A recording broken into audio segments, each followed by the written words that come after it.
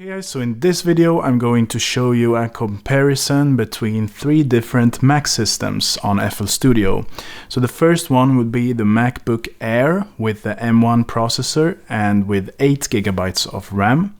Then we have the next one, which is a MacBook Pro 16-inch with 64 GB of RAM. And then we have the third computer, which is an iMac 27-inch 2020 with the i9 processor as well, and that runs 40 GB of RAM. So all of the latest versions are and top of the line versions of all of these three systems as of now. And I'm running the latest beta version of FL Studio, so that's version 20.8 that came out yesterday on the ImageLine forums. And yesterday, which is, I'm recording this December 4th, so that will be December 3rd. And I did a comparison video with FL Studio a few days ago on my channel, and that didn't go too well for the M1 processor, and I tested out the Mac Mini then. So I got some comments from you that I should test the new version, the beta version with FL Studio 20.8, which should be somehow optimized. I tried this with my MacBook Air and you will see the results, but I can already tell you that I didn't notice any like difference at all. There's literally no difference there. You will see that with when I'm trying the projects out here.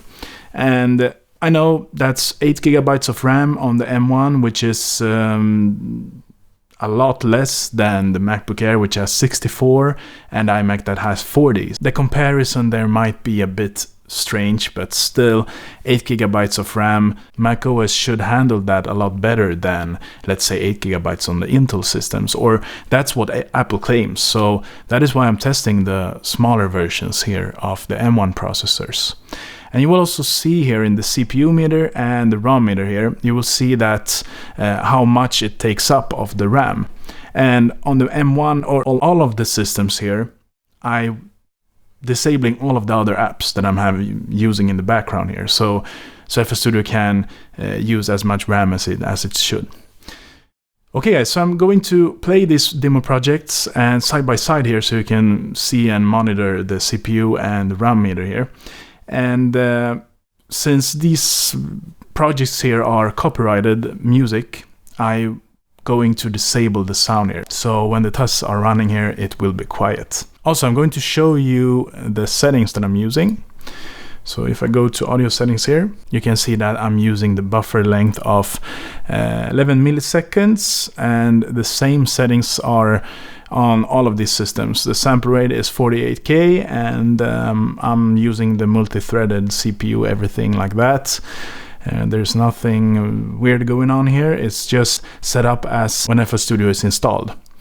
Also, you can see I have a device here. I'm going to use the iMac speakers and the speakers of all of the systems here. And I'm not going to use any sound interface for this test, just to make this test fair enough to show how these systems performs by their own.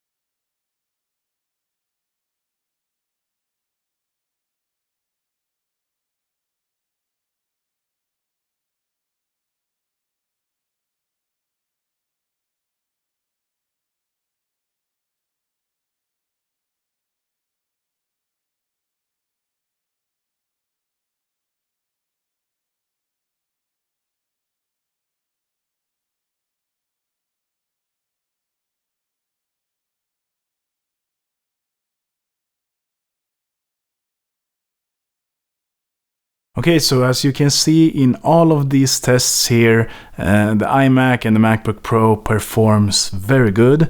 Doesn't do any hiccups or anything. It handles the RAM perfectly. It uses around 1 GB or 1.5 GB of RAM. But you can see on the MacBook Air here, it struggles. It can't barely play the track. The project file is just, it can't play it. It's just outputting some crackling noise all of the time. You can't really use this project. It's unusable on the MacBook Air here. So I'm going to say this as it is. Don't buy the M1 system if you're using FL Studio as your mainly driver as of now. I did an Ableton test video and benchmark between these three systems as well. Other than the MacBook Air was 16 GB of RAM, and it didn't do any difference, even if it was that 16 GB of RAM instead of the 8 in this test.